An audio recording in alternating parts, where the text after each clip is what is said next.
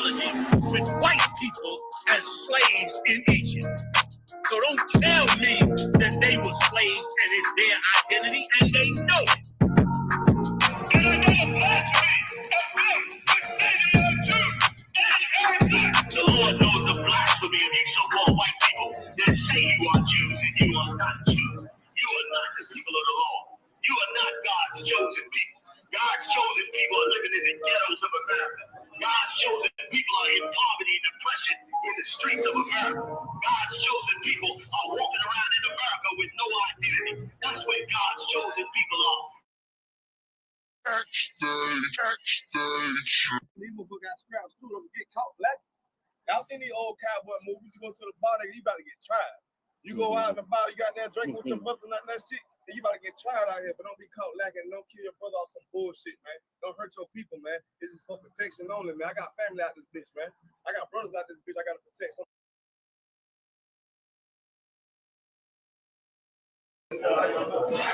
Thank you, man. Right here. Oh, come on up there, man. Bring the Q on in. Hey, slow. Give the Q a chair, man. Hey, you know what? Y'all want to see how it's going? Oh, you got to start calling y'all foundational sisters. Sisters that brought us through the fire. You know what I mean? Because Lion probably still got the hooks she dragged me out the gutter with. I kept her down the basement. That nigga get big, we can show him the hook. Good to see you, sis. Good to see y'all. Yo, man, do you know, check this out, fam. I couldn't believe it. I was going over the story, right? For tonight. And I couldn't believe how, do you know this entire day, this entire dedication was born off of one egotistical Edomite bastard who just wanted more glory. Had nothing to do with nothing. But yet it was everything for us because we lost our children, our families, our customs, our temple, our land, all because one bastard just wanted to be more glorified. And brother, that is a theme that's among us that got to get stopped. And it's going to get stopped tonight. Y'all please have a seat. Shalom to everybody at home. Can they see me at home? Shalom to everybody at home. So everybody understands, tonight is not a high holy night. Tonight is not a night that we go over the law with. Tonight is a dedication. It's the dedication to the second temple, somewhere in the neighborhood of around 168 BC, like 168 years before Christ came. We had to battle to get our nation back. Somebody, if I could, type C, yeah, somebody hook me up with a type C with some power quality. You understand? So we don't do the ceremony. We don't do the 7 scriptures, right? We don't do, we don't go all into the law because it's basically a dedication. It's why I like it, because I get to talk longer. It's always been my problem. So tonight, what we're going to do is we're going to go into the story. We're going to get into it. We're going to break down the story and everything. But I got to show you how thoughtless this beast was for himself over us. And I want you to, as you take this in, I pray that you recognize that without cleaving on to the Lord, without saying, I'm gonna stick to the Most High, that what you do is you open up your whole nation, your family, your kids, your land, you open it all up to the whims of some vain piece of garbage. Because that's what this cat is. Okay? Now here's the set. 168 BC. And I'm gonna have a seat in a second. You get a cup of water, some ice, the usual. All right. Anybody else need anything? Anybody too hot? Too warm? Big shout out to all the brothers that do the Sabbath service that kept us tight with the candles and everything. Big shout out. We got other camps on, do we, Marah? Okay, Most High in Christ. When they come back on, we'll thank them for joining us. Thank everybody else for joining us. And these things we got to hold on to. Make it your business to fight to get up in here to do these things, man. because the things that they did to us for nothing is just utter ridiculous. So I'm going to start off with proof that this was true. And the way we get some proof of that is we get another scholar who was Josephus. Y'all heard of him. In Josephus, somebody get me Josephus, Antiquities 12. 12th chapter, maybe, or the 12th Antiquities, 7th chapter, I think is what I'm looking for, right, Q? And we'll read a little bit about that, and then we'll go into the story of this rat bastard, excuse my French, that destroyed our lives just because he had power to do it. And I say that too now because we got Donald Trump, and we've had others who, for their own egotistical feelings, decided to destroy us, decided to harm us. And this is why we're the way we are. You're going to celebrate Christmas when we done went through these things every time they felt joyous and glad. When they felt joyous and glad, they slaughtered the North American Indians and called it Thanksgiving. Went and slaughtered them all up in the north. When they felt good, they hung us all throughout the South. Their celebrations are our death. The Babylonian Empire killed you if you didn't go worship the tree of Nimrod. Why? Because his mother, that vain, evil, disgusting Syrian piece of garbage, required it. And if you didn't do it, she sent an army down there to kill you and your family. Very much like Jezebel, that another rotten Syrian. They bombed and shut down the leadership of Syria, that whole country. Good for them. I'm glad it fell. Because what we're about to read is these rotten ass Edomites and what they did to us. So let me set the stage. 168 BC. All right. Alexander the Greek had already taken over what we know today as Syria. Syria had been ruled many times by many people. Babylonians, Assyrians, all of that. This time, they're being ruled by the Edomites under the Greeks.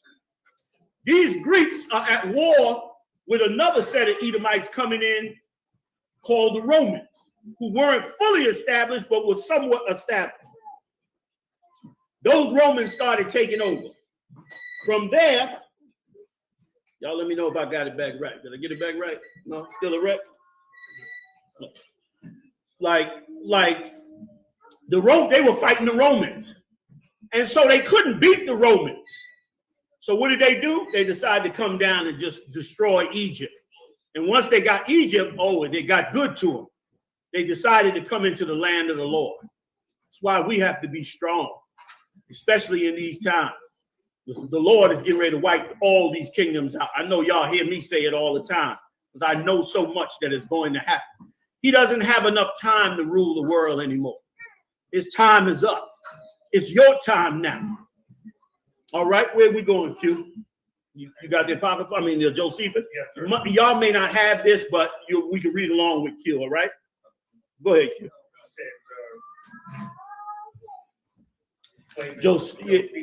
Antiquities 12. And try chapter 7. Anybody know it? Call it out. Where you got it? Where you at? 12 to 7. Go ahead. Read it. Nice and loud. When Apollonius, the general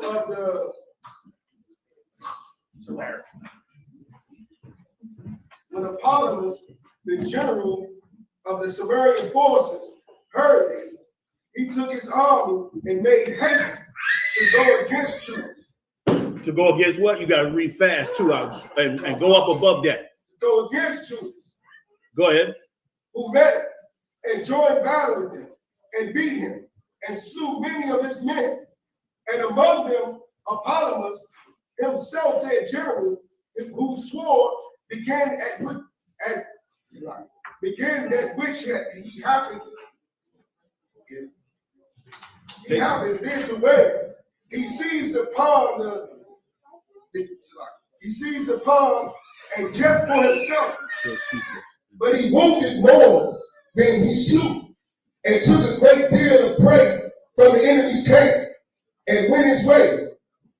But when Sarah, who was general of the army of Seleucus.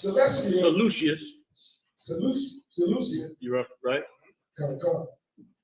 Heard that many had joined themselves to Judas, and that had led them about him an army sufficient for fighting and for making war. He determined to make an expedition against him, and second it became him to endeavor to punish those that transgress the king's injunctions. So he went out. Now we'll read it in the Maccabees as well. But what this cat did is, since he lost that war when they were trying to invade our country, he thought to himself, I'm gonna get a name for myself. Let me go head back, get a bigger army, and I'll come down and fight against Judas and them. And these brothers were some courageous brothers. They were some courageous Levites. They cared about the Most High and cared about the truth. Like, that's why we prophets are sent out to you, so you can care about the great things that went on in the last 4,000 years for you and your people. So you can remember these things. You got it for me, Kazak? Okay, get it for me. Go ahead, Warrior. You got it. Come, sir. He then got together an army as large as he was able. He got as big an army as he could. And this is important because this is an independent story. We got the Maccabees story in case they try to say, well, the Maccabees story, how we know that's true, because it's not in the scriptures. Well, we're reading it out of the Josephus right now. Go ahead. And joined it to the renegade and the wicked Jews, and came against Judas. He then came as far as Betharon, a village in Judea, and there pitched his camp, upon which Judas met him. And when he intended to give him battle, he saw that his soldiers were backward to fight. Now, here's the thing. You telling me we should celebrate Christmas when over this war is how they were able to put Christmas back in effect? Remember, Christmas is a Babylonian holiday. Because they went to war against us, they was able to put Christmas back in effect until the Maccabees brothers stood up against it and destroyed it. And it stayed that way all the way until the Romans overthrew us in 70 AD. Then they came back and set themselves up again and had us worshiping Christmas, man. I mean, damn near, you might as well drink blood. You might as well drink blood than celebrate Christmas, man. And we should come together, because the vibe on us be like, you missing your family. You're going to have to forge a brand new righteous family. And that righteous family has to be up in the truth, man. Has to be up in the truth. And you got to fight and resist that demonic holiday. You want the Most High to look on us, all of us, and forgive us of our sins and start us anew. Make us brand new men and women. But we start with dumping these high holy days. All right. God, can you get them in? Beautiful. Go ahead, read.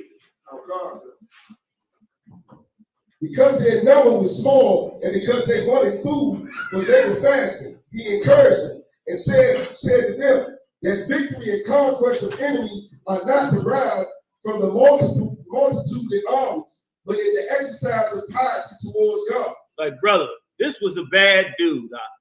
You got to read this again. You got to understand, man, what happened here that was so monumental before the Lord that the children of Israel dedicated themselves to it year after year after year. This is supposed to add something to you that makes you stand to get the work of the Most High done. Read that again, what he said to them soldiers. Because them soldiers saw that army. They saw what was happening to them, and they knew they was in a jam. But the Maccabean brother was courageous to stand up and do what it took to get these brothers to fight for this type of freedom. And they fought for it and won eventually. Go ahead. Read it one more time. Wait a minute. Read it one more time. I'm going to let him get it. All right? You got the very scripture verse? Yeah. So what? Go ahead. He saw that his soldiers were backward to fight. Right. Because their number was small. They were small, so they were backwards to fight. They were scared, which is normal. Go ahead. And because they wanted food. And they were hungry. Go ahead. For they were fasting. He encouraged them and said to them that victory and conquest of enemies are not derived from the multitude. It don't matter how big America is. It don't matter how big their army is. Who gives a damn about America's drones? The Lord said not to worship no damn Christmas, man. I was on my way home the other night, about 4 or 5 days ago. I'm coming up Westchester Pike. I get stuck in traffic. I look up, one of them damn drones in the sky. They got the whole street blocked up.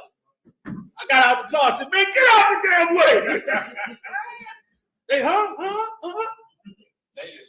scared. The Lord don't care nothing about them damn drones. You know what I mean? Read. Time. From the multitude and armies, but in the exercise of piety. In what? God. In what? In the exercise of piety towards God. We got to humble ourselves before the Most High. That's where we get power from. We got to take on these high holy days. That's where we get power from. We got to remember the law, statutes, and commandments. That's where we get power from. We got to forgive our brother and forgive our sister and work together as one. That's where we get power from.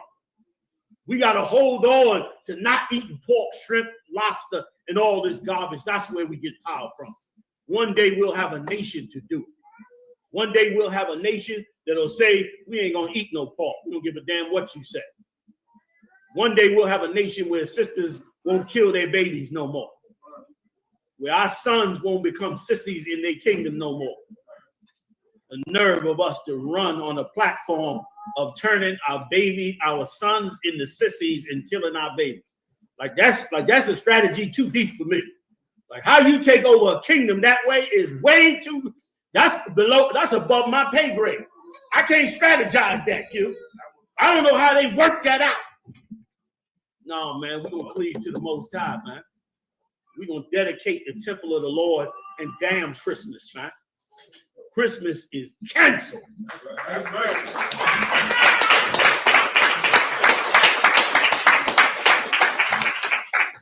Go ahead, Doc. And that they had the plainest instances in their forefathers, who by their righteousness exerting themselves on behalf of their own law.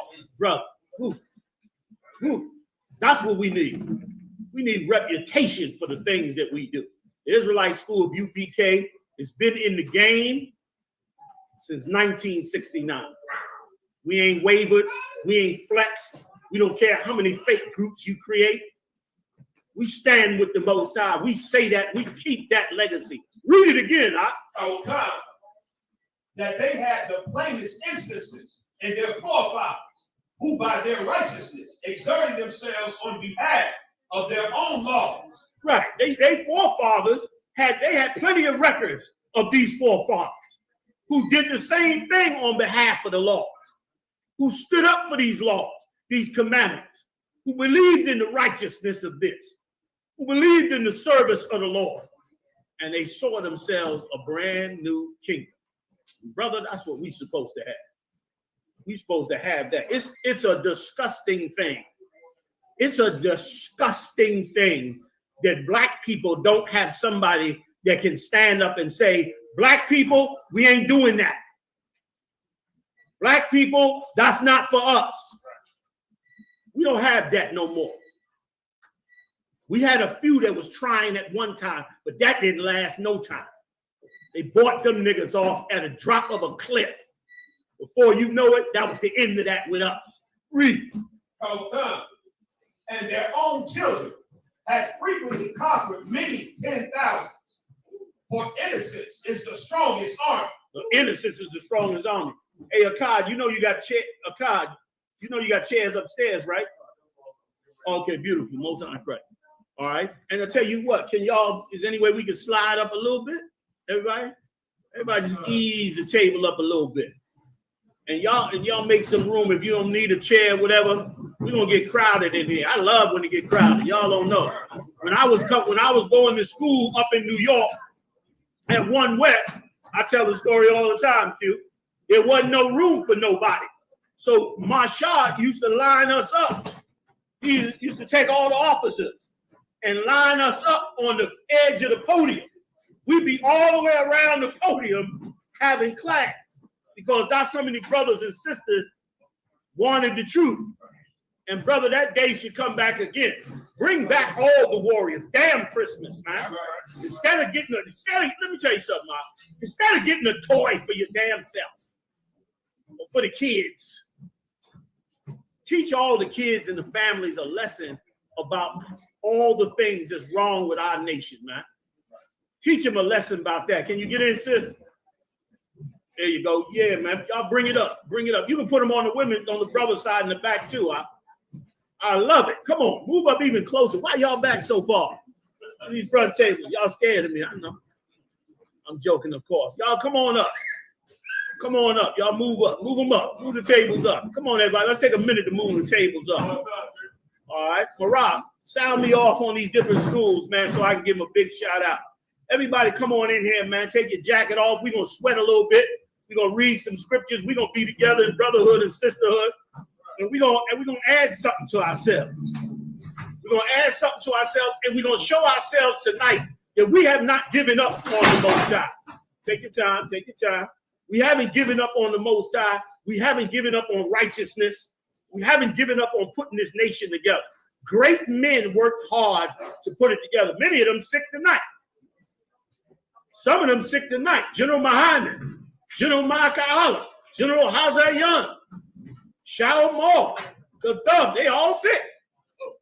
Sick, brother. Sick or got a family member sick. I was getting calls all day. They was like, I'm trying, General. And I got sick the last 2 hours days. I couldn't get up in here, but we warring for this. All right, y'all got room? You good? All right, y'all, let me know what it look like. We good? You got room? All right, cool. Let's go on, fam, all right? Let's get into it. Tell them where you at. Sir. Josephus.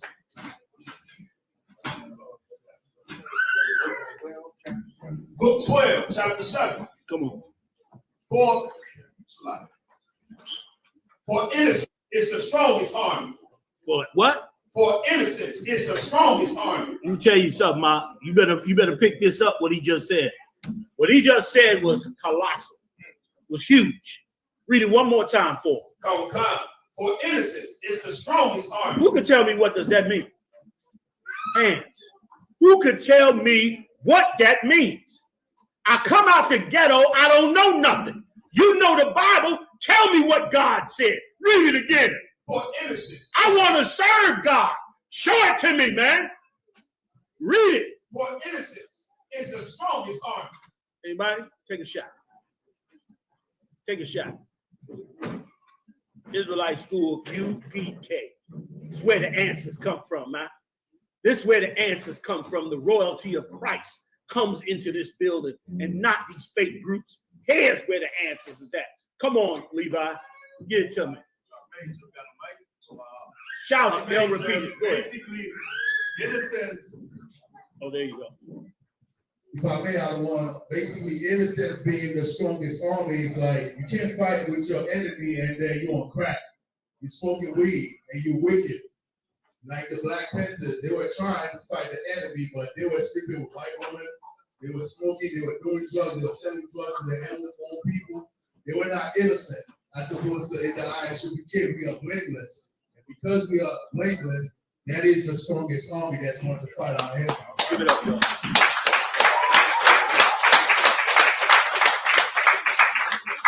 Let me tell you something, man. Our righteousness that we turn to, as we turn to our righteousness, we give up our sin, we become brand new. Brother, we become innocent. We innocent to the evil that they do to us. We innocent to the murders that they commit on us. We innocent to the sins that they commit. And brother, that's more powerful. It's more powerful than any army. Is your righteousness to the Lord, your innocence before the throne of the Most High. He understood that. You better understand that. You better become brand new. Wash yourself from your sin. Become a new person, man, that don't want no sin, that don't want to make no sin, that wants to see righteousness come into the earth. And one of those things of righteousness is getting rid of this raggedy ass Christmas. That's one of those proponents of righteousness that you want to see. Harmony amongst your brothers, harmony amongst your sisters, man. Righteousness in our law, statutes, commandments, our judgments. You understand? That's us coming together like nights like tonight. I love the fact that they can't get through here with the pans of food. I love it. I'm waiting for somebody to fall. Still the food. Waiting for it. You say yes, Lord. You understand? Y'all better move that chair in though a little bit, just to be careful. You understand? Because we should come together. We should be together. We should stand up for this truth. We should give our lives for it, man. And it's a beautiful, beautiful thing, man. Big shout out to all those that fought for this work before us and that'll fight with us and after us. All right? Go ahead. By this speech, he induced his men to contend. And if I could, because I feel like I need to just throw this in there. What I'm trying to say is, when you give up the evils of this world and you start to walk right with the Most High, you're gaining power with the Most High. He's telling you that the best way to arm yourself is by being righteous and innocent and not a wicked, slimy bastard that we was in the world. And now he's going to show you how a slimy bastard overthrew our whole nation for nothing. You got more on that? Give me a little more, then I'll go to the Apocrypha. By this speech, he induced his men to contemn the multitude of the enemy and to fall upon Sarah. And let me sorry, I could keep cutting y'all off. But I got to say this. A faithful man, is extremely dangerous. A faithful man is extremely dangerous to Esau. If you got faith in the Most High and in these scriptures, you a problem. You see what it just said? Read it one more time for everybody. I don't know if everybody's getting it. I'm absorbed by it, but I don't know if everybody else is getting it the way I'm getting it. I'm gonna have to read it one more time for you and let y'all check it out. A faithful sister is extremely dangerous. Extremely dangerous. If you a wicked nigga, a righteous sister will scare you. You be afraid of her. You be like, I don't like that sister. What's wrong with her? I don't know, something about her. Because you's a rotten ass nigga and the sister is righteous. And you can't deal with that. She's dangerous to you. Read. By this speech, he induced his men to contemn the multitude. By what? By what? By this speech. That's what got to be in every one of you. Brothers coming out of Hebrew Academy, you young officers, you understand? You spit that dead ass spirit in the grave. You understand? Spit that sinful, sorry ass spirit in the gutter. It said by this speech that he did what? Come on, get it to me. He induced his men to contemn the multitude. He induced his men. Meaning he spoke the words of the Lord and the history of our people and woke his men up. And gave them courage, man, to take on this. And that's why we're reading about it now. Because if he had not given them that courage, this holiday would not be going on. We would not have this history in the history books with all the rest of our history. It would not be here. You know what I mean? Brothers, one of the brothers, get a sister a seat. I shouldn't have to ask that. Come on now. Done. I got room up here. I got room for chairs. If you got more chairs, I got more room. If you got more chairs, I got more room. Come on, there's room all up here. There you go. There you go. All right, let's get it in. That was heavy on him. He uplifted them brothers, man. We encourage each other to go rob and steal and murder. We get a little crew of 3 or 4 together, and we ready to pump the next brother because he don't go out there and do something evil. Oh, you bitch ass nigga, man. We going to rob something. All of you end up in the penitentiary because he was stupid and so was you. This brother here, he encouraged his brothers to come up against this evil. That's what you're supposed to do. That's what you ain't supposed to fall down halfway on the job. You only tough for a while. You only tough against Esau for a while. Then the pressures of this kingdom get on you. You ready to lay that to the side and put your head on something else, man. One west to they buried. That's how we get down. You got to stay on this till the Lord see fit to give you the win. You must stay on it till he give you the win. Ain't nothing better than to see a warrior of the Most High struggling with something and not giving up. And not giving up. The Lord hear it. He see it. Push through, man, and win. Push through and win. Go ahead, Doc. Give me a little more. Then I'm going to the Maccabees, y'all. And then we're going to eat. Did everybody eat already? I see some food out here. No? We're going to get the food going in a second.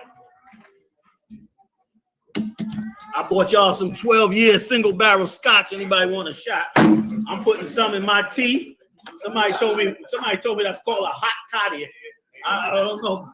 Somebody taught me that, but I'm putting it in my liquor. In my tea. Salakia. Yeah, man.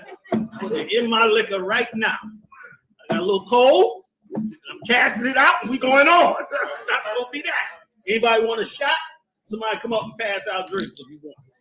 All right, Kazak, you stay with me. Come on. Let's ride. All right. I know some of y'all are Christians. You don't drink.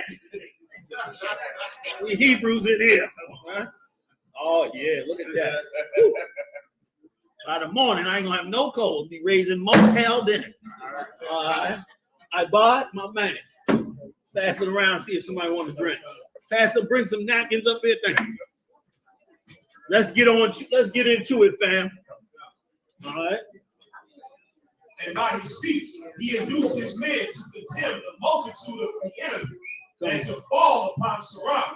Come on. And upon joining battle with them, he beat the Syrians. He beat them Syrians. Those are not real Syrians.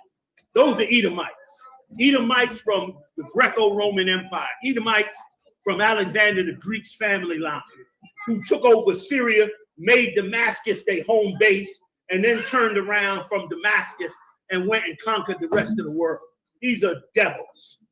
And they brought back in Christmas later on, and we turned around following that garbage. All right, let's go to Apocrypha, man. We'll read a little bit more. Any questions on anything before I go on? Or online, Marah? You got something online? I'll try to see if I can facilitate some answers, and then we'll go on to the story in the Maccabees and show you how we had to get down. And brother, you're going to have to get down. You understand? Brothers love to talk tough in the street. But you don't talk tough when it comes time to deal with the real enemy, the white man. You come in here talking tough about what you did in the street. I'm not impressed. I'm not impressed because most of the time you failed. You went out there and did something evil and you failed. You had the skills. Ain't no question if you the man or not, but you don't know what you doing. Now we coming into this truth. Now we shedding all the evil of the world. Now you're going to do some real damage. You cancel Christmas, millions and millions of dollars is going to come into the black community because you cancel Christmas. Millions and millions of women ain't going to whore on their man because you canceled Christmas. Millions and millions of children are not going to be molested because you canceled Christmas. That's right, warrior. He said, Like that's what's going to happen in the earth when you start taking on real responsibility. Not trying to kill homie on the corner for some dumb, stupid reason like a color that the white man gave.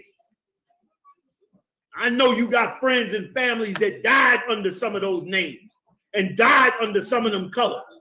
But at some point, you're going to have to say, we getting played. We got to switch the game up and get your justice for everything that's going on in a righteous way. In a righteous way. Your homie get killed, bring it to the Israelite school. We'll get you justice for your family member or your homie. It may not be another Israelite body, but it will be justice for them. And then we can go on to build something greater. move on things that's more important, like canceling disgusting Christmas. That's right. So many scams go on during Christmas. I mentioned this in the class. Every warehouse they rob in Q. You know that. Everywhere across the country is rob central. Criminal activities. Once again, when we just finished reading, the Judas turned around and told the brothers, man, your innocence is more important.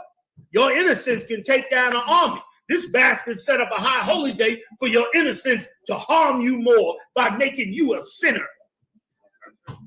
Making you, that's why we got jammed up in the wilderness.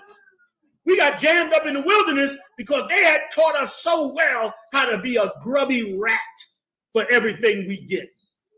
So as soon as we got out in the wilderness and certain things we couldn't get, we ran going crazy. We wanted to kill Moses to go back to Egypt.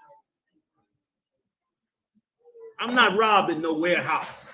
I'm not stealing no Christmas toys. I don't give a damn about no microwave or none of that bullshit. You know what I mean? You tripping over. I'm not doing that. Your innocence is more important. Be bigger than the rest of the world. You was brought in here to be bigger than the rest of the world. Not to be part of the world, to be bigger. See it and leave it. See it and walk away. See it and make sure you don't get charged for it. Paul said this, suffer not as a sinner. You don't want to be a cat locked up over something stupid you did, or something you couldn't put your hands on, or you couldn't stay away from hustling dope, so you went back to it. I just need a little money, man. My bills got behind. You telling the Lord, I'm a rat. I'm a disgusting rat. I ain't got no strength. I got too much pride to go to my brothers and say, I'm in a jam. I need help. I got too much pride to turn around and go to suffering line. Instead, I got to commit a crime. I'm going to have to be a part of the white man's little game he's been playing on me for so long. Damn that. Damn that. Turn your back on me. Let's be special, man. Let's be something that make the angels come out and argue with the Most High. That's what I want. Boy, I wish I could look up into heaven. I want to see the angels argue with the Most High. I want to hear them. Give me that scripture. You know what I want, Kazak. You know what I want, right? Give me that scripture where the angels would say, how long, O Lord? That's an argument. When your wife come in and say, how long I got to wait for you to cut the grass? That's an argument. You in an argument. Well, these angels argued with the Most High to save your black ass, to save your Latino ass, to save your Native Indian and West Indian ass. They argued with the Most High in heaven. And if you understand the Most High, you wouldn't be arguing with him. He said, I'm a man of war. Brother, let's be the best. Let's be different, man. Let's be great. Give me that one scripture. I'm going to go back to what we're reading, y'all. Revelation chapter 6, verse 10. And they cried with a loud voice. Or one verse above it. Verse 9. And when he had opened the fifth seal, I saw under the altar the souls of them that were slain for the word of God. Them angels saw us who got killed for the word of the Lord. This is good. Woo, this right here. Oh my God, you got a cold. You got to get one of these. Huh? I got what I got up in here. Okay, I'm gonna tell you what I got. I got moringa. I got green tea. I got ginger, lemon, a few other choice special little herbs. And I got some regular black tea, all heated up with a shot of that 12-year-old Scott. By the time we finish at 9, I ain't gonna feel no pain. Oh, I got a little milk thistle and a little red ginseng in here too. Salakia. Woo, this good. Go ahead. Come on with it. The altar, the souls of them that were slain for the word of God and for the testimony which they had. Right, for the testimony for which they held. Them brothers held this testimony and got killed for it. And the angels is up in heaven and they see them. They see how them brothers died. And they came and argued with the Most High. How long, O Lord? They pleaded with the Most High. Read on. Oh, God. And they cried with a loud voice. They cried with a loud voice. They made an argument to the Lord. Come on. Saying, how long, O Lord, holy and true, dost thou not judge and avenge our blood on them? That's what we want, God. Don't you want to see the Lord hear those angels and avenge our blood on them that slain us? You got to be righteous.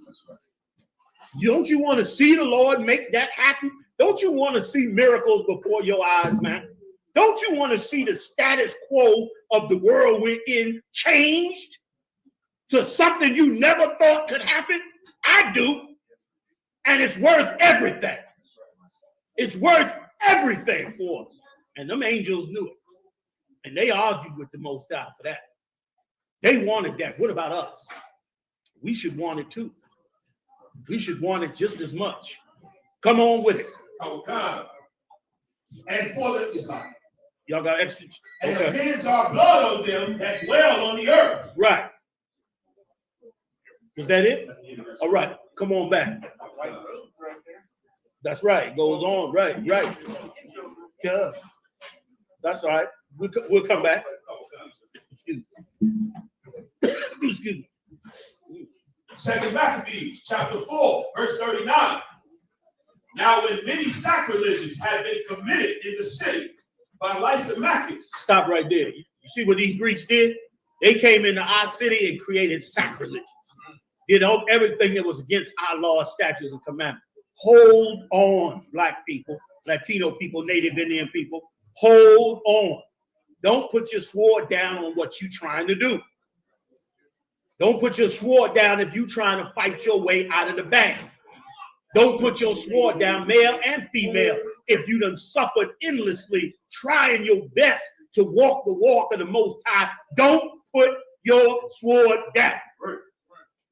Because the day you do, Satan's just going to laugh at you. He's going to say, look at you. You're stupid. You should have never even tried. I could have told you I was going to stop you. No.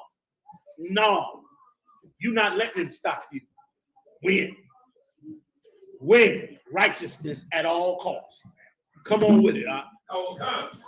With the consent of Menelaus, and the fruit thereof was spread abroad, the multitude gathered themselves together against Lysimachus. Go ahead. Many vessels of gold being already carried away. He already had halfway robbed the temple, robbed all the stuff of the nation. Go ahead. Which is what you're dealing with right now today. That's your child support. That's your never ending, your wages never raised up. That's your increase in taxes. That's all your new fines and high car parking meter taxes and God knows whatever other garbage he creates. That's all that is. You ain't poor because you poor. You poor because you've been robbed.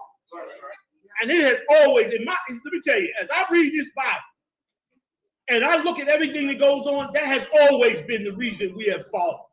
We've broken the Lord's law, and some piece of garbage nation have come in and taken us over. The Lord said that these nations are as a drop in the bucket. He could give a damn about it. But yet they get up over us and steal everything from us and drag us down into the gutter and turn us into a rat in the gutter. And we allow it. We allow it with holidays like that stinking Christmas. People are the most evil during Christmas. They got the worst attitude during Christmas. Every cop that got to work tonight on Christmas, oh, he's a mess tonight. He's drunk. He done smoked the blunt in the patrol car. He's mad at you because he know he can't go watch his wife, who he know is sleeping with the neighbor. So he's mad as hell. And he's going to exact his revenge on whomever he see fit or is able to do so. That's your Christmas, man. That's what you want us to worship. That garbage. Go ahead, Op. Verse 40. Whereupon the common people rising and being filled with rage, Lysimachus armed about 3,000 men and began first to offer violence. One Aranus being the leader, a man far gone in years and no less in folly. Verse 41. They did seeing the attempt of Lysimachus. Some of them caught stones, some clubs, Others, taking handfuls of dust that was next at hand, cast them all together upon Lysimachus and those that sat upon them. Verse 42. Thus many of them they wounded, and some they struck to the ground, and all of them they forced to flee. But as for the church robber himself, him they killed beside the treasury. Verse 43. Of these matters, therefore, there was an accusation laid against Menelaus. Verse 44. You can stop right there. Go to First Maccabees, first chapter. Let's get into this war, man. Let's get into this war. You wonder why men of God love war? Well, number one, because the Lord said he's a man of war. But you know why men of God love war?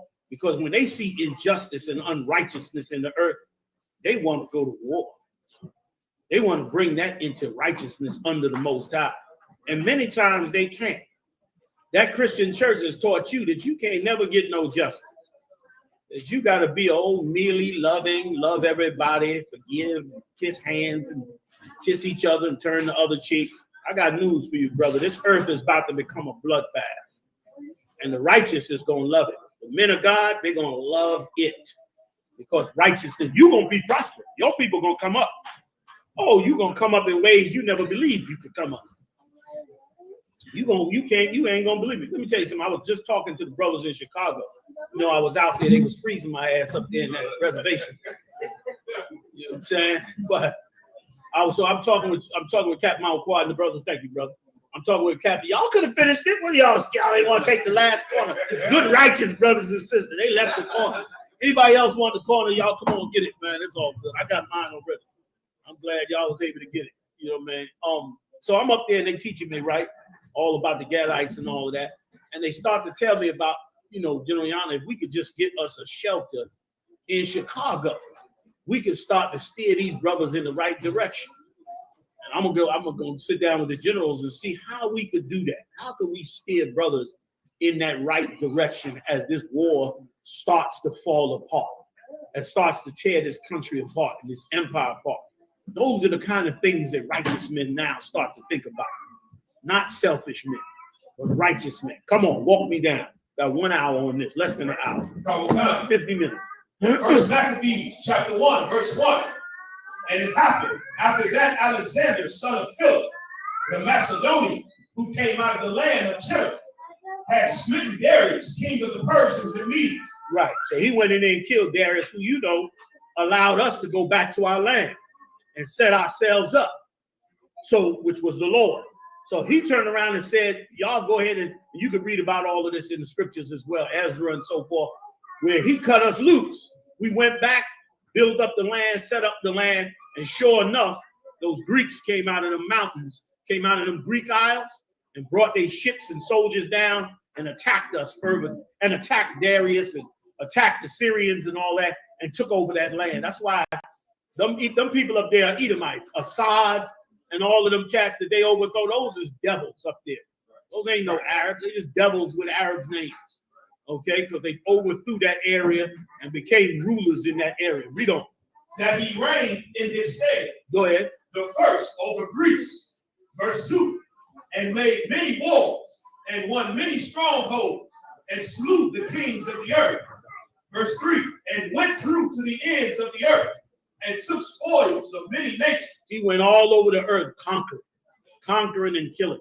That's Christ's position. Christ is the only one capable of governing this entire earth. Nobody else get capable of that. You so stupid, you worshiping a tree on December 25th. We gonna find you sensible enough to rule the whole earth? You can't rule yourself. You can't stop yourself from killing and murdering all over the earth. Why in the hell would we listen to you? Damn Christmas, man. Christmas been a curse on us. Our kids go to school for 12 years. No, it's more than 12, right? Kindergarten, 13 years. 13 years our kids go to school. And not one class on morality in our school. We killing each other every day in the street. Don't you think some superintendent would have been smart enough to say, yo, why don't we put a morals class in the class? It's 13, they in here 13 years. But the son of a bitches won't even put, excuse my friend. My bad. These old rotten pieces of you know what They won't even put one morals class in the class. You be in college by the time they come out with a moral class. It makes sense. We'll show you the school it's not doing everything that we need. The things we need the most is not doing. It's doing the most for them, but it's not doing the most for us. We need to be taught morals. We need to be taught righteous rules.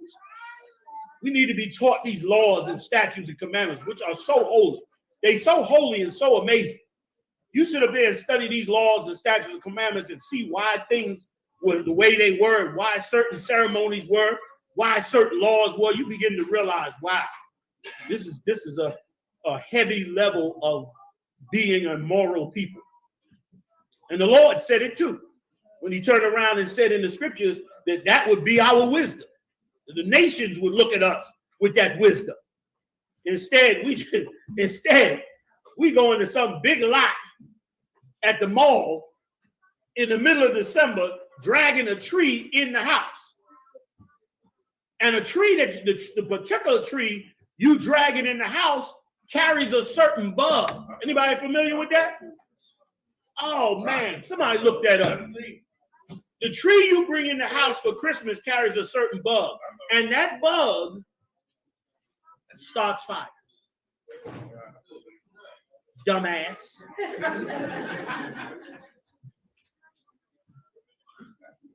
Somebody look it up and read it for me.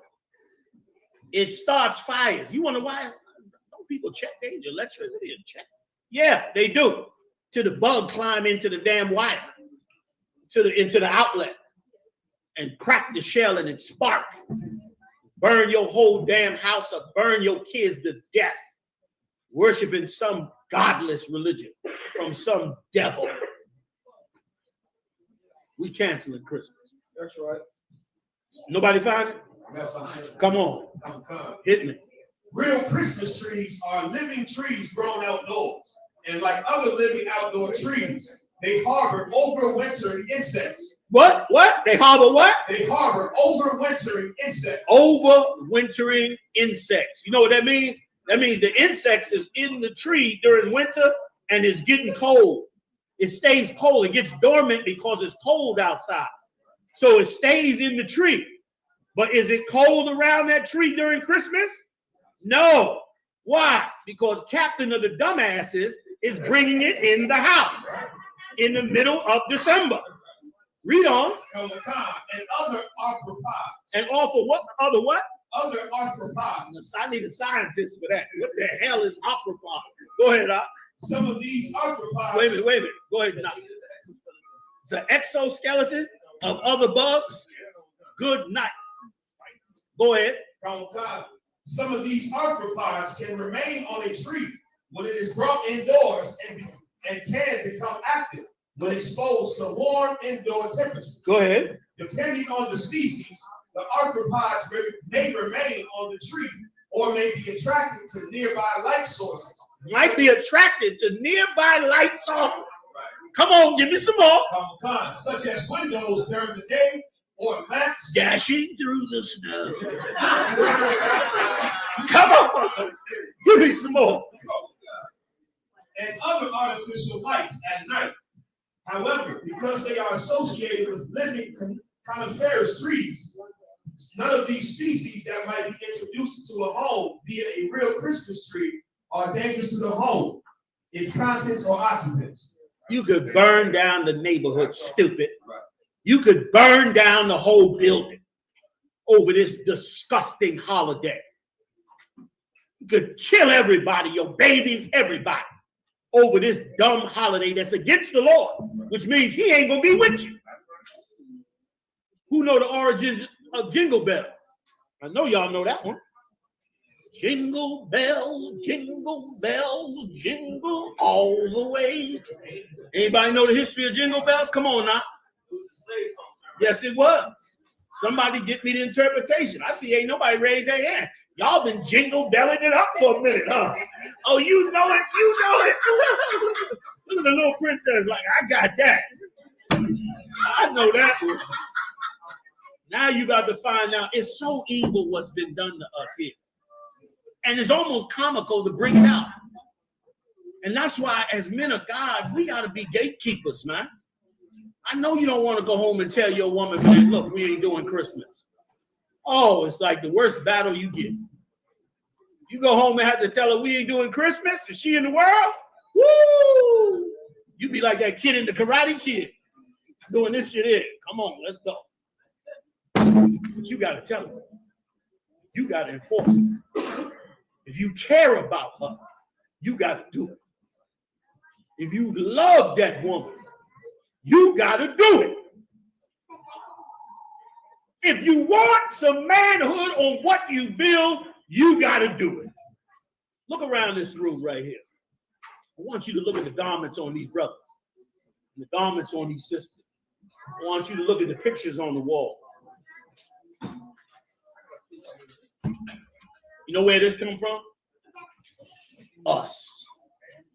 Ain't no white man designed these garments. Ain't no white man taught us these scriptures. Ain't no white man decorated this school. Ain't no white man or no other heathen did a damn thing in this place but us. Hard-working brothers and sisters. They cared enough about us and cared enough about our well-being to stand up in this work. We ain't got to copy nobody. And guess what? If we be courageous, if we stand for the Most High, if we push this truth, if we don't back down, guess what? We'll build more for us by us. And it'll be more righteous as we go. And we'll look up one day and we'll have a righteous nation. We'll have a whole nation of righteous people. We'll be the judges, the prosecutor, the executioner, the military, the president. We'll be all that for us, like every other nation was before. All right, let's read. I got some jingle bells too, Joe. Do it. Oh, God. The historical context of the song's composer, James Lord Pierpont, and the fact that bells were often used on slave collars. That's where the jingle bells come from. When they put that piece up, can we get that piece, Barack? That piece that they put on the slaves, y'all know the piece, right? With the bells hanging down. They put that on them slaves and sang that song when they was bringing them back from the slave. When they caught a slave, they threw the bells on them. And when they walked them back in, they sung jingle bells. The people heard the bells ringing as they bringing the slave back in. Read on. You telling me we should worship Christmas? Damn you rotten ass preachers that put Christmas in your church. That you make people think that worshiping that religion is worshiping God. Right. I want to see them angels get down. It's time, like when the Lord said, put ye in the sickle for the harvest is ready. I'm so ready for it. I'm so want to see it. Go ahead, Al. Oh, God. And the fact that bells were often used on slave collars to monitor their movements has led some to speculate about a potential connection to slavery. It says slave bells. Historically, bells were attached to slave collars to prevent escape attempts, meaning the sound of jingle bells could be associated with the harsh realities of slavery. Go ahead. James Lord Pierpont, the composer of Jingle Bells, was a known supporter of the Confederacy during the American Civil War, which further fuels speculation about a potential link to slavery, although the song's lyrics don't explicitly address the topic. Of course, because they cleaned it up. Dashing through the snow on a one-horse open sleigh. Come on, now, break it down. Laughing all the way. Break it down, now. What do they mean? Go ahead. You want me to get taken? Listen, a one-horse open sleigh was what you carried the slave back on. That's why it was open. You didn't want him to be hidden inside. You wanted everybody to see him. It was a one-horse sleigh so that he could be dragged in on that sleigh. And so they bring him back. He got the bells on him, and they bringing him in on that one-horse open sleigh. These bastards sung about it, man. Sung about our destruction. Put it in, every year, we in there following them, talking about eggnog and mistletoe. for their holiday. Christmas is canceled. Go ahead, Al. Yeah, my cousin, after they said they need spirit, right? What fun it is and all that. Come on, we need to get the whole song. The whole damn song is evil. You got more in it? That's it, sir. Right. Now, how righteous is it for you to take our children and to teach our children that that song is evil? And for our children to reject that song and to walk away from that song. Christmas is an evil, satanic holiday that celebrates the destruction of us. We should never worship no Christmas. You understand? And it's every prophet's job to make sure the world knows that it's evil. They sing this song everywhere. You could go to Japan, and old terrible Japanese singers is in there. Jingle bell, jingle bell. They out there singing about our destruction. Like we supposed to have pride in a certain area of life. We don't. That's it on that? That's it on that. Let's get back to the story. We got 30 minutes, fam. Oh, God. First Maccabees chapter 1, verse 3. And went through to the ends of the earth and took spoils of many nations, insomuch that the earth was quiet before him. He killed so much and destroyed so much, he had no enemies. He had no enemies. Go ahead. Come.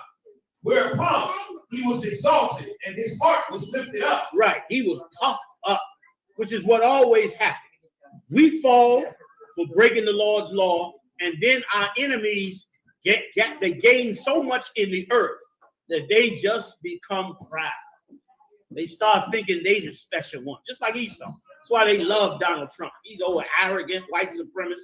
They love it because of that very same reason. And that's what always happens. Every empire will go for a while, and then they find the most arrogant, puffed up, proud bastard they can find. So they can all be proud. They can't wait. They can't wait to get to you and harm you and give you hell and treat you like a nigga and put you in your place. They're always walking around like they gotta act like they gotta straighten you out. They gotta get you right, like they gotta be policing you. All of that. It goes on and on and on, but it's coming to an end. The Lord wants it to stop. Thanks be to the Lord. The only way it gets stopped is our innocence, our turning to the Father. And we're gonna do it. Come on with it, y'all. Come. Verse 4. We good, Barak? I'll take him in a little bit, all right? Go ahead, Come, sir. Verse 4. And he gathered a mighty strong host and ruled over countries. Ruled over countries. Go ahead. And nations. Nations. You think he'd be satisfied? Go ahead. And kings. Go ahead. Who became tributaries unto him. Come on, brothers. Find some seats for these sisters, man. Get them strapped. Set it all up, y'all. Get tightened it up. Go ahead, Come. Verse 5. And after these things, he fell sick and perceived that he should die. He thought he was over. But now he knew he had to fix something. Go ahead. Verse 6. Wherefore he called his servants, such as were honorable, and had been brought up with them from his youth. Right. Go ahead. And parted his kingdom among them while he was yet alive. Come on. So Alexander reigned 12 years and then died. Verse 8. And his servants bare rule every one in his place. Verse 9. And after his death, they all put crowns upon themselves. What verse you at? Verse 9, sir. Go ahead. So did their sons after them many years, and evils were multiplied in the earth. And when they got in power, like all Edomites, nothing but evil multiplied in the earth. All right, you can bring me down a little bit? Okay, sir. All right, go ahead. How far down can we go? 14. Start at 15. Take 15. 15. Verse 15. And made themselves uncircumcised, and forsook the holy covenant, and joined themselves to the heathen, and were sold to do mischief. Verse 16. Now when the kingdom was established before Antiochus, he thought to reign over Egypt, that he might have the dominion of 2 realms. Verse 17. Wherefore he entered into Egypt with a great multitude. Where you at? Verse 17. Sir. What chapter? Chapter 1, sir. Go ahead. Wherefore he entered into Egypt with a great multitude, with chariots and elephants and horsemen, and a great navy. Verse 18. And made war against Ptolemy, king of Egypt. But Ptolemy was afraid of him and fled, and many were wounded to death. Verse 19. Thus they got the strong cities in the land of Egypt, and he took the spoils thereof. Verse 20. And after that Antiochus had smitten Egypt, he returned again in the 143rd year, and went up against Israel and Jerusalem with a great multitude. Verse 21.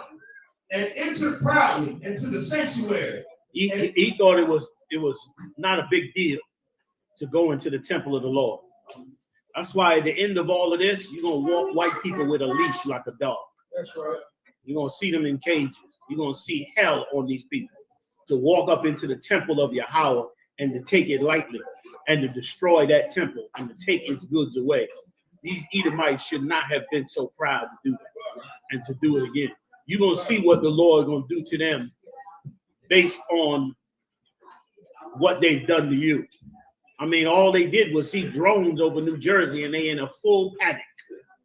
Wait till they see what the Lord is really going to do to them. That's right. Read. Come. Verse 21. And entered proudly into the sanctuary, and took away the golden altar, and the candlestick of light, and all the vessels thereof. Verse 22. And the table of the showbread, and the pouring vessels, and the vials, and the censers of gold, and the veil, and the crown, and the golden ornaments that were before the temple, all which he pulled off. Verse 23. He took also the silver, and the gold, and the precious vessels. Also he took the hidden treasures which he found. Verse 24.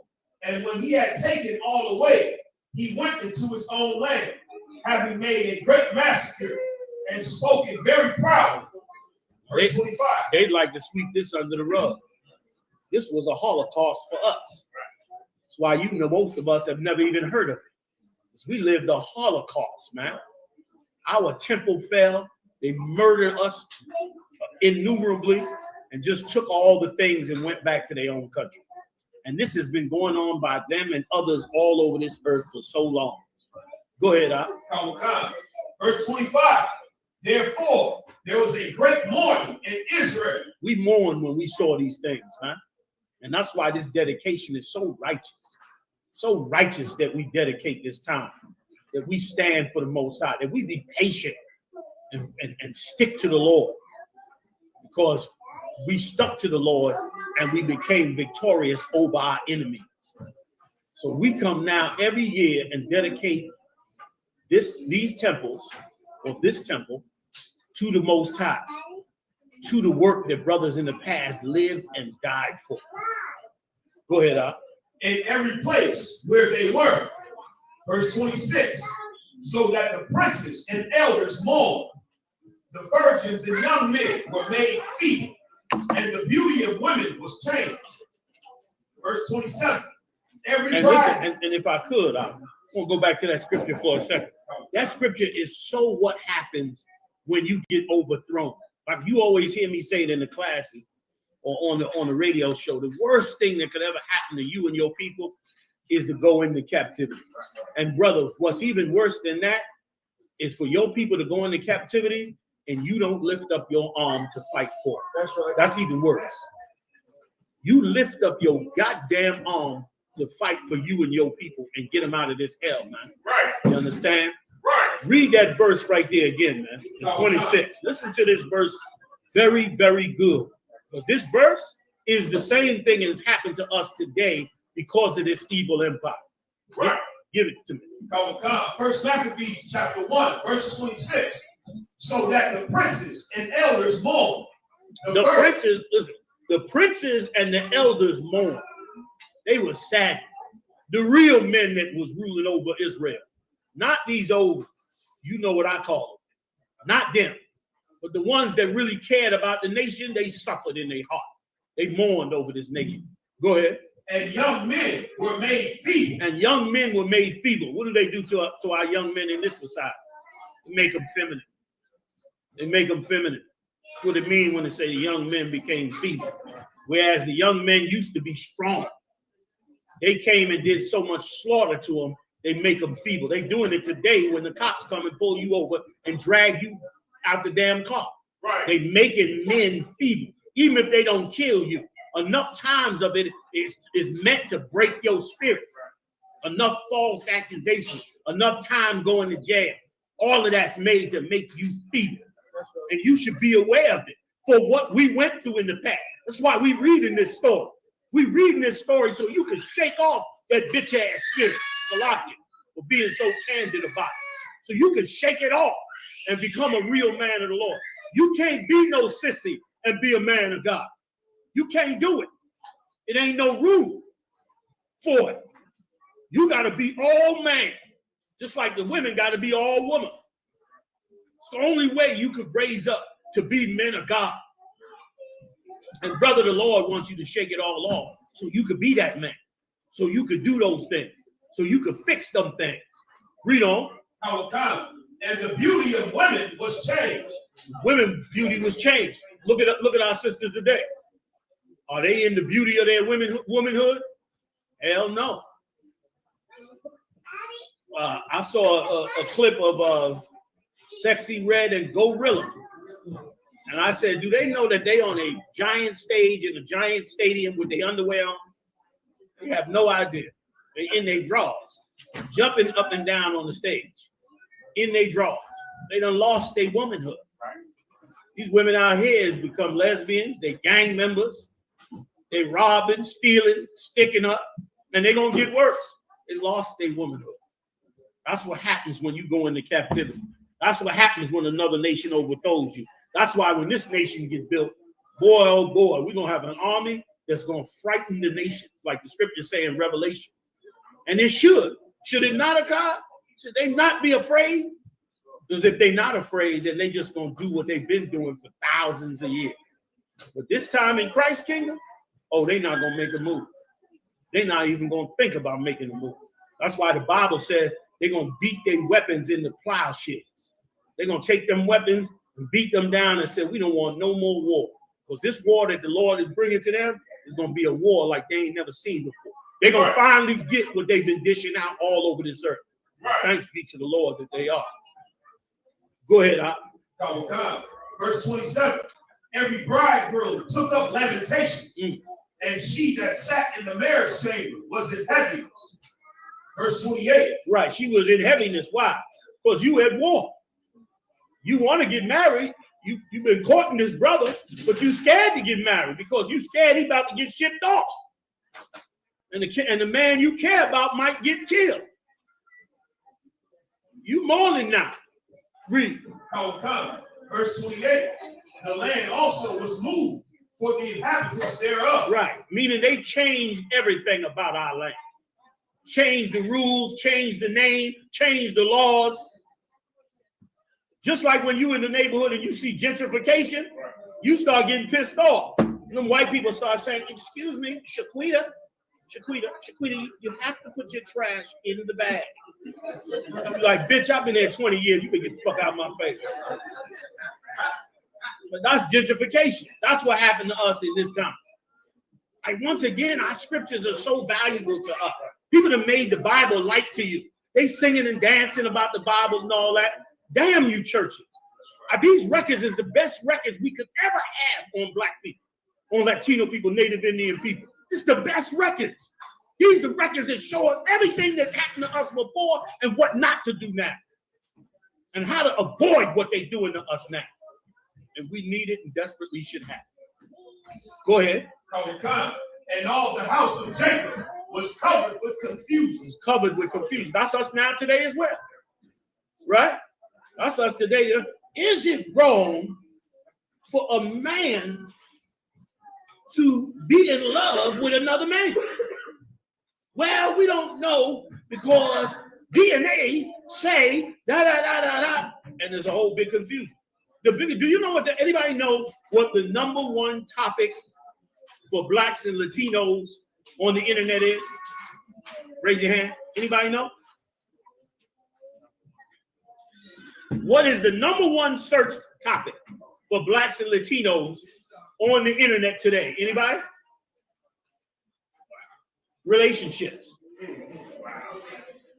Relationships. That is the number one topic on the internet right now. Relationships. We have no idea how to have a relationship anymore because they gave us confusion. They gave us confusion. I remember when Michael Jackson was out and they was saying he molested that child. Black women was like, Michael Jackson is not gay. Michael Jackson is not gay. I don't know what you're talking about. I said, sure he ain't. Yeah. He just dressed like a woman sometimes. He a little like a little funk. He's a disgusting faggot. That's what he was. You understand? That's what the hell he was. You put on makeup and all that like a woman, that's what you are. Go ahead, Op. Like, my good sir, what you saying is heavy. Especially about Gorilla in what's her name? Sexy Red. Yeah. The brother Malachi is, that the Imanis came to try to pour all their wicked doctrine on us. And Malachi is for it. And his son Judas back when he's going to make for it. Even down to the sister with the 7 sons. They were giving them to eat pork. They were outraged. And they fought it. That's right. And they said, no, we're not eating no pork. And they forced them devils out of our community. But today, we just accept the doctrine. And we turn our stage for them. Today, you're right. Today, that cat that went and sacrificed the pork on the altar, the one that Maccabees went and slayed him on the altar, that cat is your mayor now. That's in your mayor's seat. He on the city council. That's the police commission. He in there pushing every evil, wicked law that they want pushed on. Come on with it. Mirage, 22 minutes. I'm going to take a couple quick questions before we end. Verse 29. And after 2 years fully expired, the king sent his chief collector of tribute unto the cities of Judah. Now, after he had destroyed them, took everything we had, totally destroyed us, made our men weak, turned our sisters into something else, devastated us as a people. And brother, instead of old rotten ass Christmas, imagine if we taught our sons and daughters this story from young. Right. Imagine how much prepared they would be to resist the things that's being pushed on us today. They would be strong to resist it, and it would be glorious, man. Y'all come on in here, fit on up in here. Come on now. Get up in here, y'all. You know what I mean? I hope y'all come all the way up in here one day and that death angel come out there and get Esau. Salakia. Come on, y'all. Come on in here. Go ahead. Read on. Let's go. We almost done. We got 20 minutes, fam. Who came unto Jerusalem with a great multitude. Verse 30. And spake peaceable words unto them. Nice and fast. Go ahead. But all was deceived. For when they had given him credence, he fell suddenly upon the city. He fell on that city. The minute they opened the door and tried to be peaceable with him, he fell on that city. Go ahead. And smote it very sore. Come on. And destroyed much people of Israel. Come on. Verse 31. And when he had taken the spoils of the city, he set it on fire and pulled down the houses and walls thereof on every side. Verse 32. But the women and children took their captive and possessed the cattle. 33. Then builded they the city of David with a great and strong wall and with mighty towers, and made it a stronghold for them. Verse 34. And they put therein a sinful nation, wicked men, and fortified themselves therein. And that's just like today. Them old gated communities, them old suburbs, they move all up in them areas, secure themselves in there, have their little county sheriff, all of that, while you on the outside in the poor section. It ain't nothing new. They're doing the same thing they did for thousands of years to harm and hurt us. And we got to stop being blind and dumb. We got to open our eyes and awaken and help strengthen our brothers and sisters against this day. Come on with it, y'all. Verse 35. They stored it also with armor and victuals. And when they had gathered together the spoils of Jerusalem, they laid them up there. And so they became a sore snare. Verse 36. For it was a place to lie in wait against the sanctuary. It was just like it is today. They in the suburbs, full of guns, full of weapons.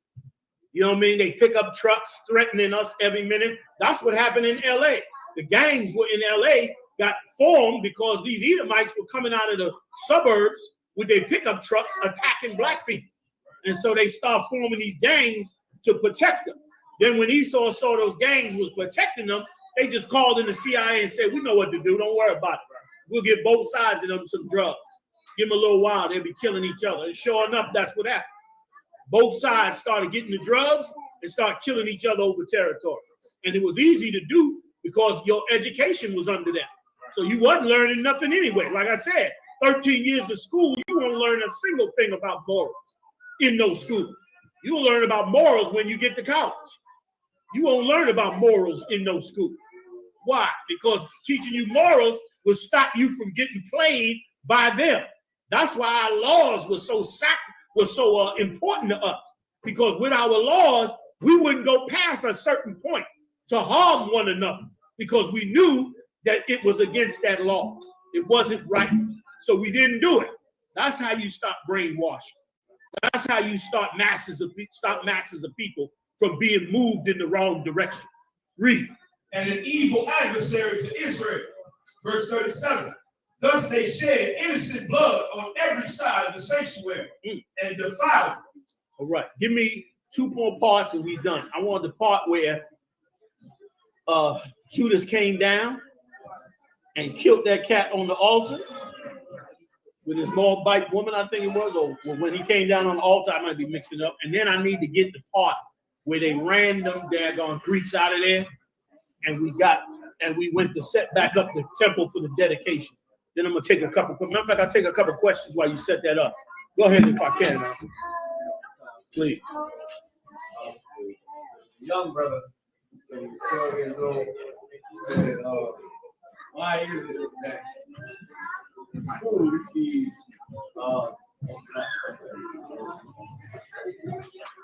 there's a young brother online, he said, why in school, he said 12 years old, he said, how come in school you see 9 brain scans instead of 7 that we use? He said what?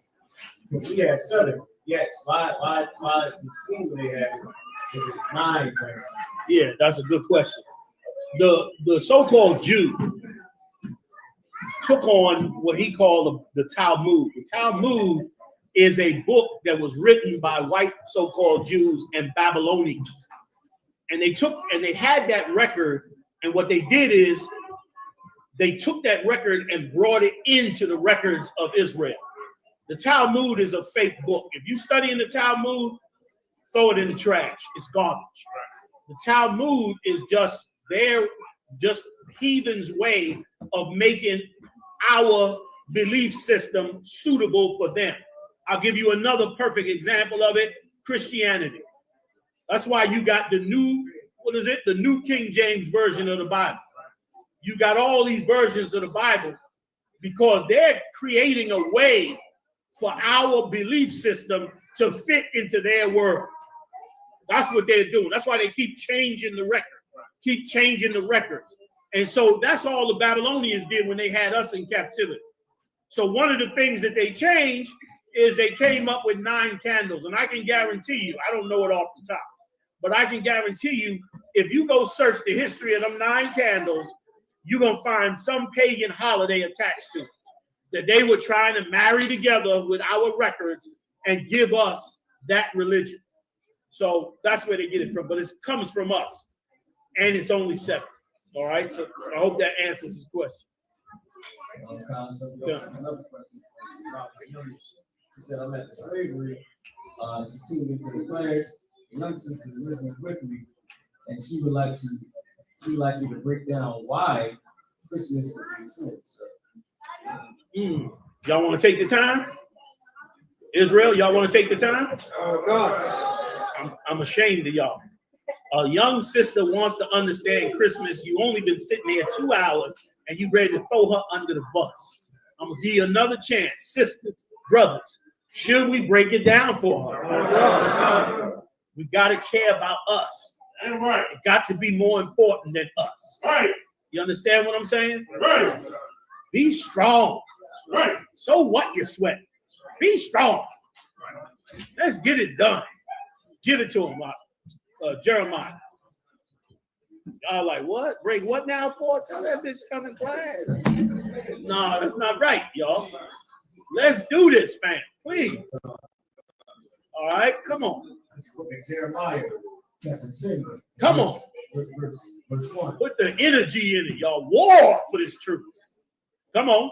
Our God, hear ye the word of the Lord. Hear ye the word which the Lord has spoken unto you, O house of Israel. Thus saith the Lord, learn not the way of the heathen. This is why Christmas is wrong for the system. Because Christmas is in the Bible. And the Lord said, learn not the way of the heathen. This is a heathenistic religion, and you'll see it as Marah goes through it and breaks it down. Go ahead, Ak. And be not dismayed at the signs of heaven. And all these things, the drones and whatever else you see in the sky, the Lord said, don't be dismayed at it. Don't be shocked at it. Don't be afraid of it. Don't look at it like it's something special that the Lord is doing. When the Lord comes, you're going to know it for sure. And yes, there is no such thing as aliens. That's all bull crap coming from your slave master. Give me some more. For the heathen are dismayed at them. The heathens believe in that. That's why they're going crazy on the Jersey Shore. They dismayed at the start. They looking at zodiac signs and what time we living in and looking at all kind of records to see what's going to happen. Don't worry about none of that, We got to worry about walking in the righteousness of the Most High. Go ahead. Come on. Verse 3. For the customs of the people are vain. Come on. For one cutteth a tree out of the forest. Come on. The work of the hands of the workmen with an axe. Come on. They deck it with silver and gold. They fasten it with nails. You read it about Christmas in the Bible. The reason we're not familiar with it is because it's a Babylonian religion. Christmas has nothing to do with Christ. It's a Babylonian religion that they added Christ's name to. That's all. And it was meant to destroy you and to blind you from the truth. Come on, Israel. Go. Hammers that it move not. That it move not. You take that tree and you hammer it together in your house. You make that, you bring forth that religion. And it took those of us in here, it took us many, many years. Y'all know it took many years to fight that religion. It's so ingrained in you from a child. From a little child, it's ingrained in you to look at that Christmas tree, to sneak downstairs at night, to smell all the fragrance coming off of them light bulbs and that glitter, to eat the little cookies and candy. And sometimes that rotten mother or father that you had was kind of nice during that time. Sometimes. You understand? And that's why we were so caught up in it. Come on, y'all, get them in chairs. Set them up, fam. Set them up. We almost done. We 20 minutes in. Read on. Oh my God. They are upright as the palm tree. They are upright as the palm tree. Get them in, y'all. Get them in. Get them in with the captain there. Come on. But speak not. But they don't speak. They're not alive. They're not alive. Go ahead. They must needs be born because they cannot go. They can't go. They can't go. They can't. They're not alive. But it was set up originally as a religion for you to act as though that tree was alive. Go ahead. Oh God.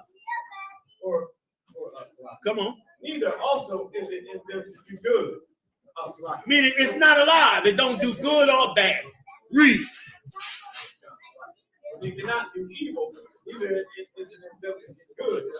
For as much as there is none like unto thee, O Lord, thou art great, and thy name is great in might. There's none like unto the Lord, because the Lord was great.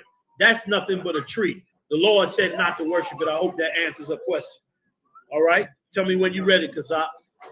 Let's finish it up. You got more, Rod? You got more questions? I got one from Hazahad? Throw it out to me. I'll try to finish it, and then we'll just. You got both my parts, right? Yeah. All right, come on. We're gonna finish it up. So, is there any person in the Bible that went against the prophets to claim that Israel's role is to bring all other nations into the covenant? Say it one more time, Marah. Nice and loud.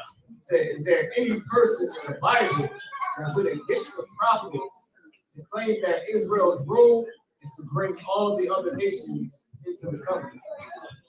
Okay, not by those direct words, but we reading about one where they took the same action.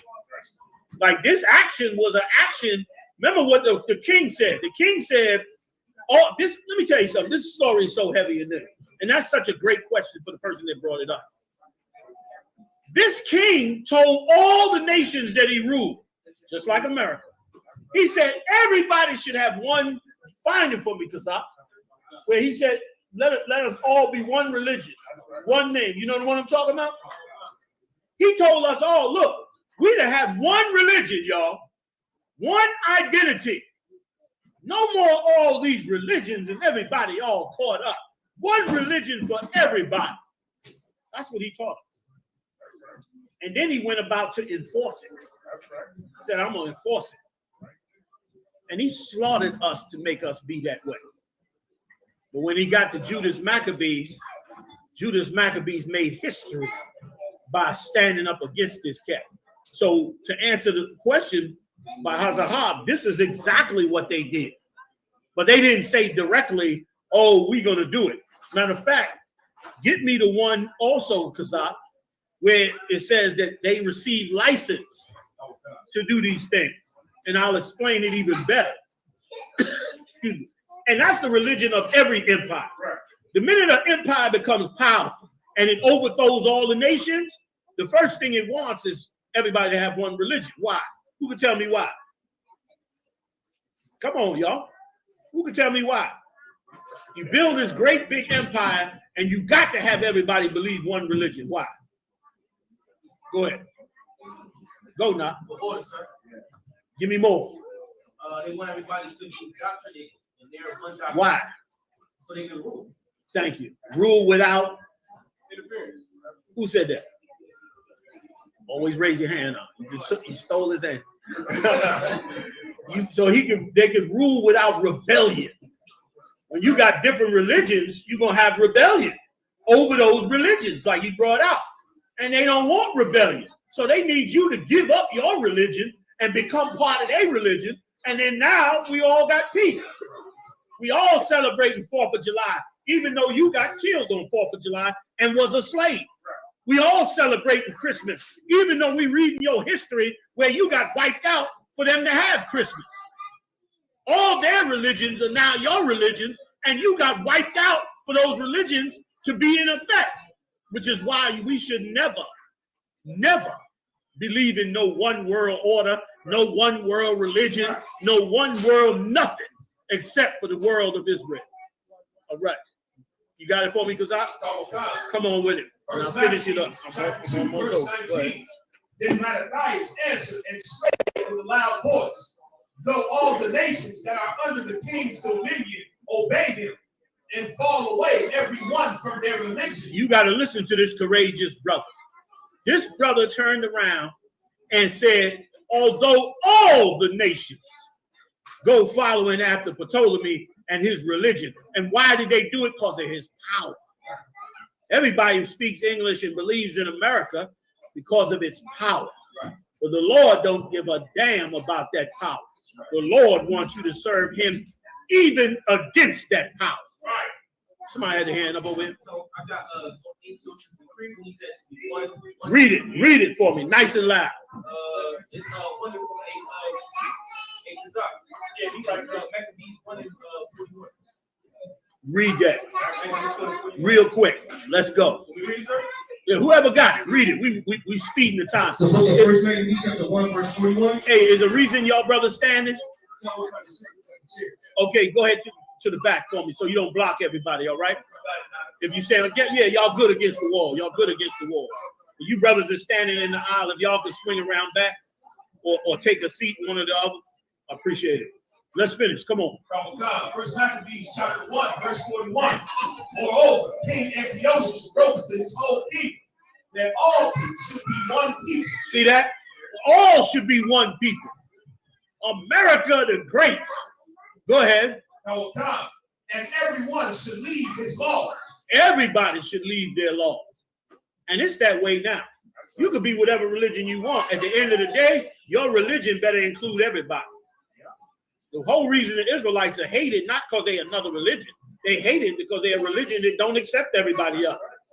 Like you could be a Muslim, but you better accept everybody. You know what I mean? You could be, what's the old East Indian religions?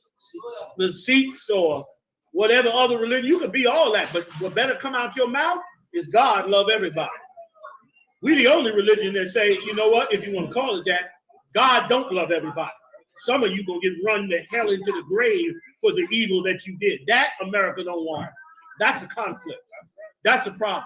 Go back to the story now. Come on with it. First Maccabees chapter 2, verse 19. Then Mattathias answered and spake with a loud voice. Though all the nations that are under the king's dominion obey him. I love this sentence. I love the courage on this man here, man. He deserves to be read about right here. This cat right here, he deserves to be read about. He said, though all the nations listen to him. Now remember now, this cat done slaughtered Israel twice. Done destroyed the Egyptians. Tore down nations all the way down into Israel. And Maccabee and Judah sitting up in there and said, I don't give a damn that all the nations followed him. Go ahead, Ak. Oh God. And fall away everyone from their religion. Everybody left their religion. Hey, y'all be quiet in the back, please, please, please. We almost done, fam. Go ahead, Ak. Of their fathers and give consent to his commandments. Right. Go ahead. Yet will I and my sons and my brethren walk in the covenant of our father. That's a badass nigga right there. That's a bad, Salami, strike that. That's a badass Haitian. That is a badass Haitian you listening to right there. He didn't give a damn that everybody followed that. And brother, why should we care? Right. We got our laws back, our statutes, our commandments. Right. We got our records back. Right. What the hell should we care about some Christians or some religion that they standing for? That's right. You know how hard it took for us to get these records back, man? I don't even know how we got them back. How the hell we all wake up to the truth? Right. With all this hell we've been in and all the lies that done came out to destroy us, man. Right. One of the greatest steps that we've ever could have gone through. Go ahead, Ak. Our God, verse 21. God forbid that we should forsake the law and the ordinances. We will not hearken to the king's word to go from our religion, either on the right hand or the left. Now, when he had left speaking these words, there came one of the Jews in the sight of all to sacrifice on the altar. This your mayor. This your black governor. This your first black congressman. Your first black senator. This is your black police commissioner. This nigga right here. Read. Which was at Moab, according to the king's command. Come on. Verse 24. Which thing when Mattathias saw, he was inflamed with zeal. He was inflamed with zeal. You can't put your hands on nobody now, but you can have the zeal of the Most High. You can wake up and say, I'm going to put the zeal of the Most High power on, and I'm going to do this work. Go ahead, Ak. And his reins trembled. And what? And his reins trembled. He was so zealous for the Lord, his legs were trembling. He was quivering in the legs at how evil this was. It's a bad cat right here. He in there shaking like, y'all see this? He was furious. Go ahead, Ak. Neither could he forbear to show his anger. He couldn't hide it. Come on. According to judgment. We're almost there, y'all. Come on. Wherefore he ran and slew him upon the altar. Went and killed this dude on the altar. At that time, we could do that. That time's coming again. Law and order about to be broken down. That's why they're giving all the Edomites guns. Y'all heard about all the new gun laws and all that. They want to arm them Edomites because they know when the plug get pulled on this joint, woo, all them old SEAL Team 6 niggas, shit, they're going to be underground. They're going to be looking for a way out because Jake going to go berserk on it. Go ahead. Verse 25. Also the king's commissioner who compelled men to sacrifice. He made other people do it. That's what wicked black leaders do to us. T.D. Jakes, Creflo Dollar, and the rest of these slimy pieces of garbage who we've listened to for so long. The best thing that ever came out of COVID-19 was the fact that our people saw that their preachers was a bunch of fakes and phonies. That's right. That was the best thing that came out of that horrible, horrible plague. Go ahead, I. Khan, he killed at that time, and the altar he pulled down. Verse 26. Go ahead. Thus dealt he zealously for the law of God, Come on. like as Phineas did unto Zambri, the son of Salome. We don't even have this record no more. This is a record of some other brothers who stood up against them and fought courageously against them. But we don't even have the records no more. But they're mentioning the records for us, and Lord will allow somewhere up the road we'll get our records. Our records are precious to us, man. And this bastard, he loved his Constitution. You see, you ever go down there?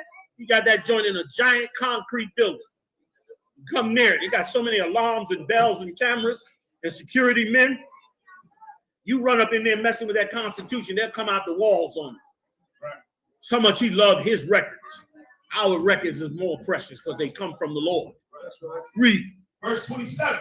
And Mattathias cried throughout the city with a loud voice, saying, whosoever is zealous of the law and maintaineth the covenant, let him follow me. That's what we as men of Christ do. We go up and down in that city and we cry in that city. Say, whoever believe in the Most High, whoever want to understand these records and these scriptures, come join the ISUPK. Come join, give it up. Come join this body. You know what I'm saying? Like, that's what we do. That's where we get it from. Right there. Come on now. Can you give me the end? Give me the last part? I done took everybody over a little bit. Let's get this last part. We're gonna wrap it up, y'all. That's how serious you should be about the work of the Lord. Your job, you've been called as a prophet of the Lord and the sister. You've been called to the Most High. You're doing something that it's going to be biblical. It don't look biblical right now, but it's about to be biblical. It's about to be biblical. And brother, I refuse, me myself, and I hope you feel the same way. I refuse to be faithless in a time that faith is needed. I refuse to submit to all the evil of this kingdom in a time when righteousness is needed, when morality is needed, when forgiveness and brotherhood and sisterhood is absolutely needed. I refuse to bow down to Sexy Red and Gorilla, to P. Diddy and Jay-Z. I refuse to bow down to it. Let's walk the walk the Most High gave us. Mariah, you holding anything else? Where's Mariah? You good? All right, let's do it. Give it to me. This is the last one and we out, fam. I know y'all hung a long time. This was worth it to us. And it's worth it to us to do it all the time. As often as we can. It's worth it to us to be strong with one another and to strengthen each other so that we can be prepared against this day. They're going to cut these lights off eventually, and the water and the food. And all we're going to have to rely on is each other. Like General Muhammad always brings out in the cloud. All we got is us. He's so right when he says it. And that's what all this is to prepare your spirit. They laughed at us. All them groups out there laughed at us. What y'all niggas doing? All y'all niggas is doing is sitting around reading the Bible in your schools. Niggas ain't doing nothing. They was doing everything, supposedly. What they doing now? What we doing? Thank you. Thank you. They didn't understand the Lord's strategy. We raised up righteous brothers and sisters in here. And guess what? All the work got done is getting done because of it. They went and put the cart before the horse. And raised up all kind of organizations, half-cocked and with immoral rules, and went and ran themselves. They used to laugh at us. Y'all looking for a spook out of the sky. Them niggas can't stop looking up in Jersey, huh? Looking for every spook Jersey got. You see them niggas in the conscious community looking up, filming. It's something up there. I don't know. Them Israelites might be on this stuff. It's aliens. It's sparkling. Yeah, it's sparkling, nigga. That's the belt buckle coming. That's what's sparkling. Come on. Finish it up. First Maccabees chapter 4, verse 51. Furthermore, they set the loaves upon the table and spread out the bed and finished all the works which they had begun to make. Come on. Verse 52. Now on the 5 and 20th day of the 9th month, which is called the month Caslu, in the 148th year, they rose up betimes to the morning and offered sacrifice according to the law upon the new altar of burnt offerings. Because we had lost our holy altar that our forefathers had set up under the great King David, who put that altar together, and under his son King Solomon, who built the temple around it. We lost that altar to these filthy heathens, and so we erected another one and rededicated. That's how important our history is. Learn your history about in these classes, man. Learn, make notes. Make notes. Get the books that the brothers teach you. Add all of that to you. Don't nobody fool you about your history and who you are and your records of you and your people. You keep that for you. The Lord is giving it back to you. These other nations do. Follow all their history, all their gods. They always got a story for you. Well, we're going to keep ours too. We're going to add to ourselves ours as well.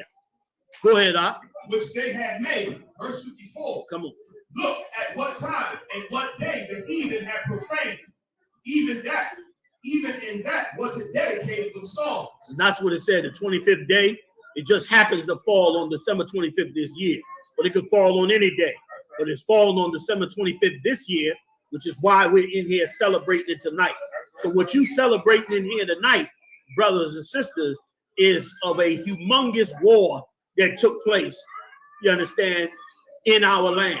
Now, I don't know if you can get this for me, because I just got to get one scripture. If you can go back to the beginning and show where he said in the Maccabees, where he said, I will go and get a name for myself. Because I want to show you one more time that all this war, all this history, all this holiday, all that we are suffering and had to suffer, to get us to this point was all because some filthy heathen, egotistical, puffed up mind. That's all it was for. It wasn't even for a decent cause. It wasn't that they needed land to feed themselves. It wasn't that they were starving or needed water. It wasn't for none of those reasons. It was for the reason of one greedy bastard, and I'm going to cut everybody loose. Come on with it if you can find it for me. Because where he said, I will go and get a name for myself. First Maccabees, I believe it. Go to the verse right above it. We'll get it on. First Maccabees, chapter 3, verse 42. Listen to this good. 3 and 14. He said, now when Sarah, a prince of the army of Syria. He was an army of the Syrians, which were really the Edomites, who was under the Greeks. Who was family of the Greeks. Go ahead. Heard say that Judas had gathered unto him a multitude and company of the faithful. He heard, right. He heard that Judas had armed up with an army. And he said, oh, yeah, bet. And that's the same way it is today. They love to go after a nigga. Getting him, we got to mount up now to kill one of us. That's what he did with Judas. Read. With him to war, he said, I will get me a name and honor in the kingdom. For I you see what he said? He didn't say we need that territory. He didn't say Judas was a threat.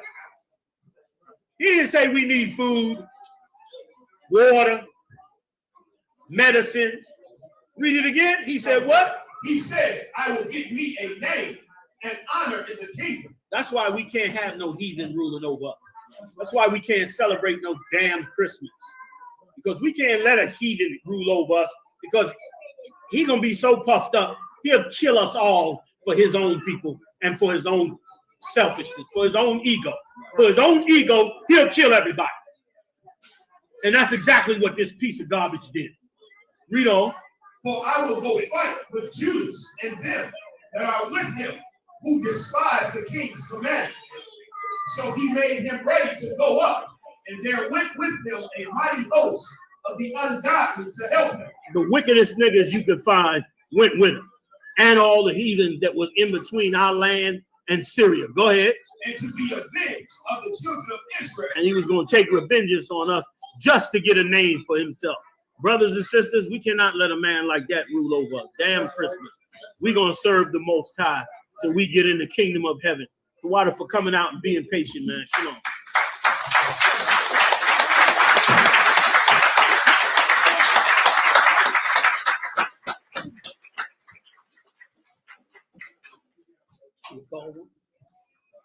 need to.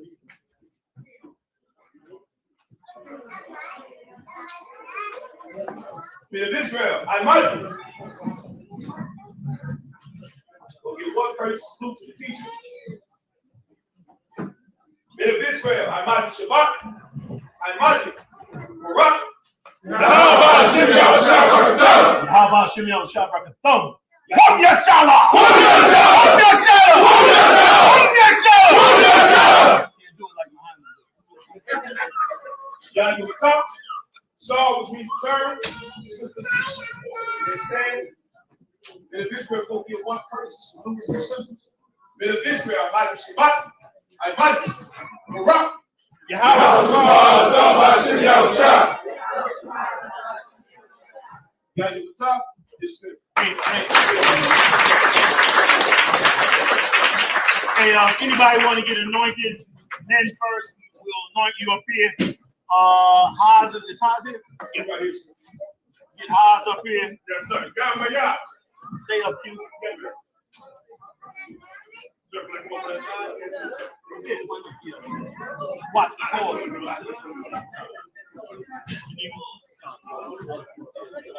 Huh? One more time. Okay. So you don't want to put him over there? You rather? Okay. Switch it up. See?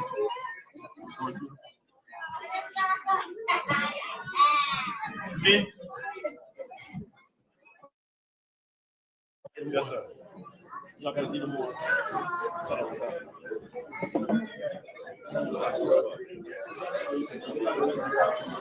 It's up to y'all, whatever you want to do.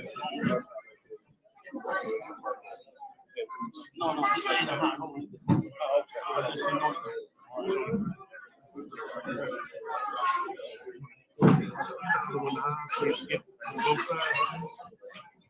Men first, men and sons first.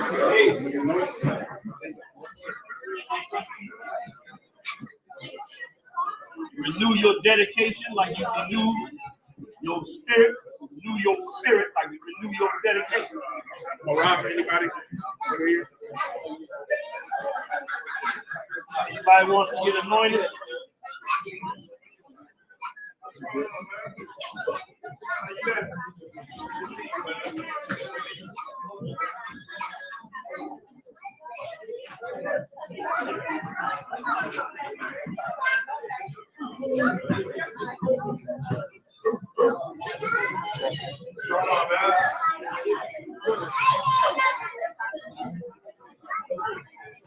What's going on, fam? Commander General Yohana ISUPK. Check this out.